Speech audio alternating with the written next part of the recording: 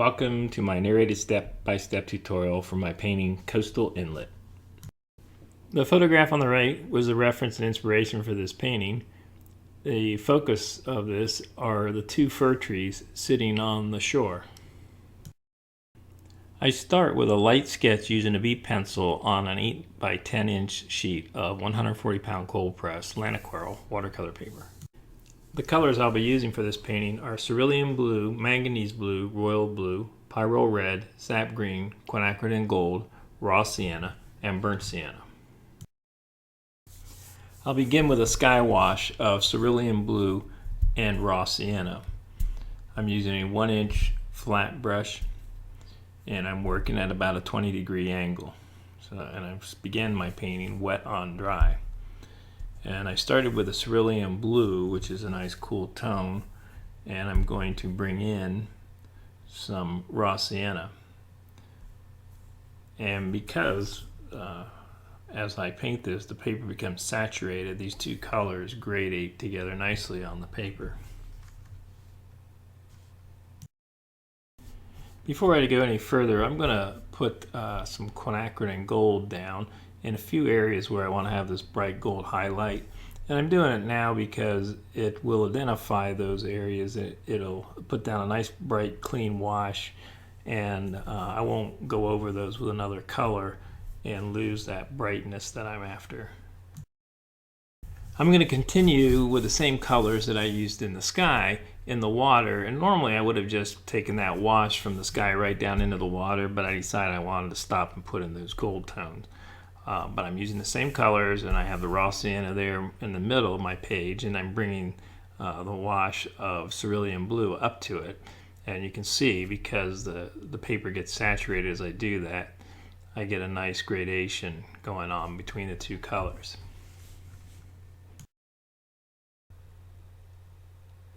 I'm going to paint the distant hill that's there with a cool tone. It's a mixture of royal blue with a little cerulean blue in it. And I'm going to charge that with a little bit of a warmer tone to suggest it picking up some of the reflection of the warm tone in the sky. But it's a combination of the royal blue with a little bit of a sap green raw sienna mixture blended in there. I'm going to take a darker valued green tone here that's a mixture of sap green, Pyrrole red, and royal blue. And as I paint this, I'm going to mix in some raw sienna too as I paint this distant line of trees. As I come across here with this dark green, now I'll touch in some raw sienna. It's a lot more interesting when you can vary the color within a shape, and you don't just paint everything with a one-tone flat wash. Next, I'm going to paint this peninsula that's sticking out here a little closer. And I'm using a darker tone than I used on the first line of trees. And this has a little bit more royal blue in it, so it's darker and cooler. But once again, I'm going to blend in some warmer greens and raw sienna also as I paint this shape here that represents this peninsula that's sticking out. As I come across with a dark tone, you can start to see where there's just touches of some raw sienna in this shape here. The majority of it, though, is a mixture of sap green, Pyrrole red, and royal blue.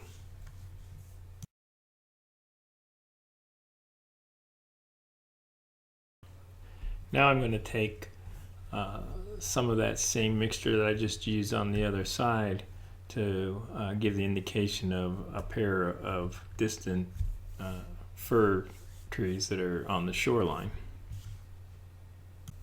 To do this, I'm using this quill brush that I always like to use, and I'm just describing those two tree shapes. and I'm going to take some of that same value and just touch the shoreline in a few places just to give an indication of where that shore meets the water. I'm going to do the same here on this side.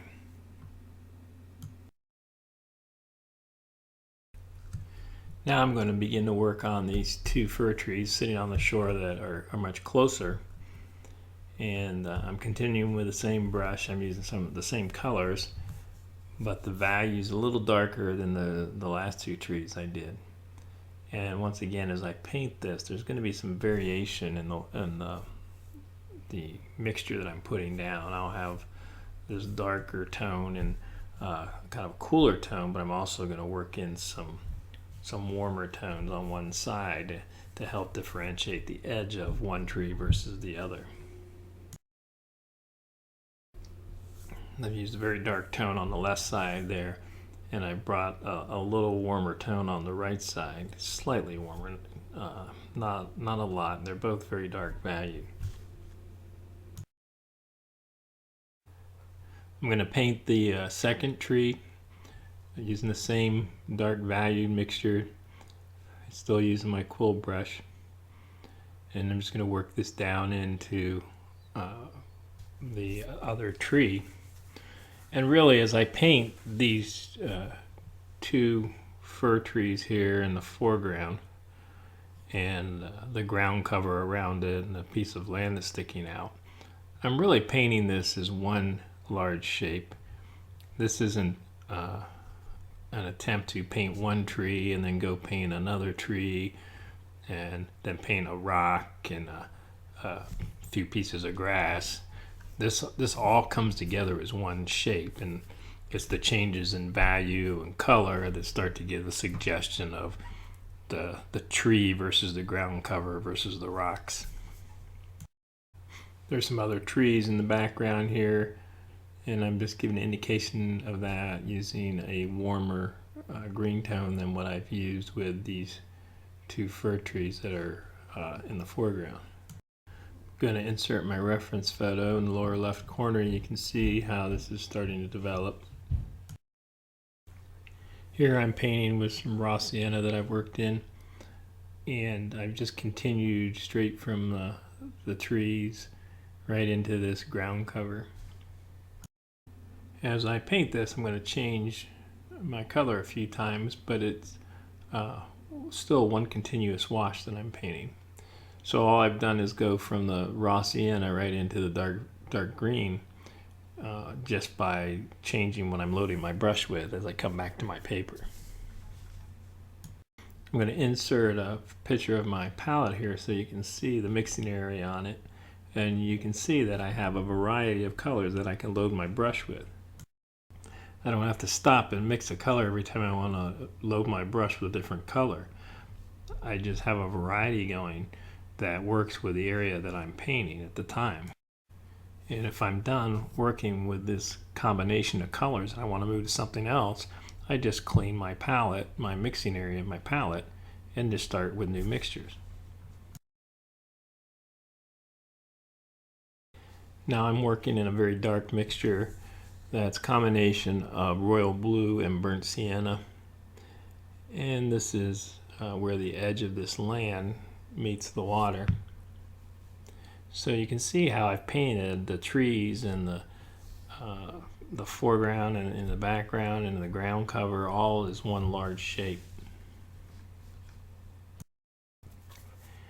While there's quite a bit of variation in the color as you look at the ground here on this peninsula that sticks out, there's not much texture. So I'm going to take my scraping tool, plastic scraping tool. I'm going to take the long edge of it, one of the long edges, and just scrape up to give a little bit of texture, create some interest, and using the direction of the scrapes to suggest that feeling of grass and some of that the scrub of the land kind of coming up with a little bit more bulk. So it takes away some of the flatness of this shape. It also helps suggest the rocks in that area. Now I'm going to take some of the gold and green tone and put that as a reflection in the water, and I've left a break between that tone and the edge of the land. Picks up some reflected light there where they come together. And I'm working in some of that darker tone also. Now I've loaded my 1-inch flat brush with manganese blue. So the sky wash that I started with was Cerulean, but now I want a little bit more of a blue-green tone, so I'm going to use this manganese blue, and I'm just giving the feeling of the ripples in the water and the reflection of the light and the sky coming down and reflecting in the water. And I'm kind of rotating the direction of these as I do this, just to give an interesting movement to the composition. And what I'm going to do is once I have these going across the page, I'm going to come back in and I'm going to start to give some indication of reflection into the water. So I'm going to take this manganese blue all the way to the corner here, and then I'm going to switch my brush to a smaller brush, and I'm going to load it with some of the colors from the trees and from the ground cover. And because that area is still wet, it gives a soft edge as I touch the brush to that area, and starts to pick that up as a reflection. And when you put the blue wash down here, it needs to be fairly wet so that when you take your mixture and put it in there, it does diffuse some and soften the edges. And right now I'm going to be moving forward here to pick up the reflection in the foreground, but I really didn't get that quite as wet as I really would like to, so the edges aren't quite as soft as I'd like. So I think what I'm going to do is dry this completely and then come back with some clear water and then do the same thing that I'm doing here. It'll help give me softer edges. If I were to wet it now, I'd get some backwash into that blue tone. So now I've dried this completely. Now I'm just going to come back over those areas with some clear water, and then I'm going to take the earth tones and touch my brush into these areas to get some of that suggestion of reflection, but with softer edges. As I mentioned, if I had gone back with clear water on top of the blue area while it was still damp, I would have got blossoms and backwash that I wouldn't want. So I should have probably just put a little bit more water into my brush when I was putting these colors down initially, but this will be fine.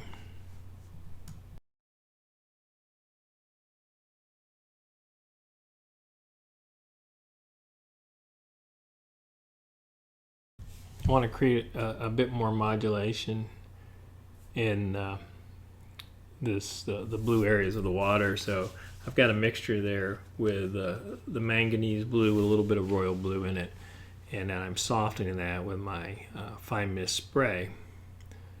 Just come back and touch that again with a little bit of that color. It just gives some more variation into those blue shapes and makes it a bit more interesting. And this painting was a fairly simple composition with some large shapes and some interesting brushwork. I'm going to put a white mat on it, and that's my painting, Coastal Inlet. I hope you enjoyed this. Be sure to check out Rick Soar's Watercolor Friends and Subscribers on Facebook. And if you ever have questions about my materials, you can always go to the studio page of my website, rsurwitzart.com. Thanks for watching.